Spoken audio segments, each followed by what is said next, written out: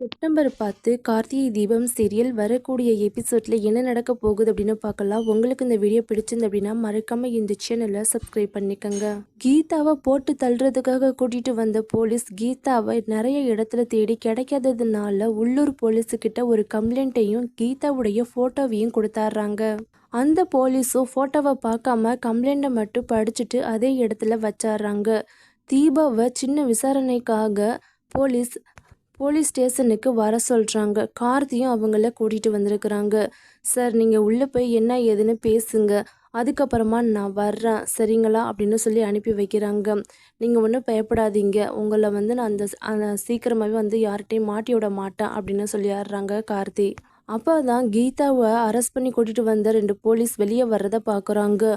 ஆத்தி இவங்களா இங்கேயும் தேடி வந்துட்டாங்களா, நம்ம என்ன பண்ண போகிறோம்னு தெரியலையே அப்படின்னு காருக்குள்ளே காரு கண்ணாடியெல்லாம் மூடிட்டு பயந்து போய் உட்காந்துருக்குறாங்க.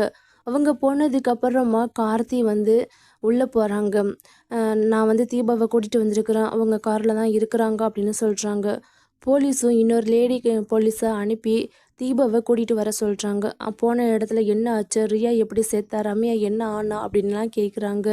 அதெல்லாம் எனக்கு தெரியாது சார், நான் போகையிலேயே மயக்கமாக தான் இருந்தேன் அப்படின்னு ஓரளவுக்கு சமாளிக்கிறாங்க. அப்படி இருக்கும்போது உங்களோட புடவை மட்டும் மலைக்கு அடிவாரத்தில் கடந்துச்சு, நீங்கள் எப்படி தப்பிச்சு வந்தீங்க அப்படின்னு கேட்குறாங்க.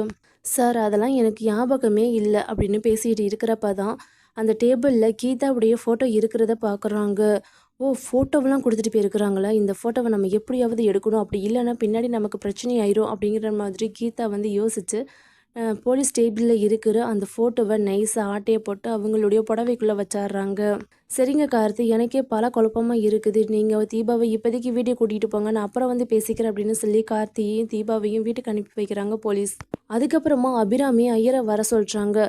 ரொம்ப நாளாக இந்த கல்யாணம் தள்ளி போய்கிட்டே இருக்குது, நிறைய பிரச்சனைக்கு அப்புறமா தான் இந்த கல்யாணம் நடக்க போகுது, நல்ல ஒரு தேதியை குறித்து கொடுங்க அப்படின்னு சொல்கிறாங்க. அதை கேட்ட உடனே கீதாவுக்கு பயங்கர ஷாக்கிங்காகவும் நம்ம கார்த்தியை பார்த்து பயங்கரமாக முறைக்க ஆரம்பிக்கிறாங்க. கார்த்தி வேற வழி இல்லாமல் அவங்க அம்மாவை தனியாக கூட்டிகிட்டு போகிறாங்க. இந்த கல்யாணம் இப்போதைக்கு வேண்டாம் அப்படின்னு கார்த்தி சொல்கிறாங்க. என்னப்பா நீ இப்படியெல்லாம் சொல்லிட்டு இருக்கிற, இப்படியெல்லாம் பண்ணக்கூடாதுப்பா, கழட்டி வச்ச தாலியை சீக்கிரமாகவே கழுத்தில் போடணும், அப்படி இல்லைன்னா உங்கள் 2 பேருக்குள்ளேயும் ஏதாவது பிரச்சனை வந்துடும் அப்படிங்கிற மாதிரி அபிராமி வந்து சொல்கிறாங்க.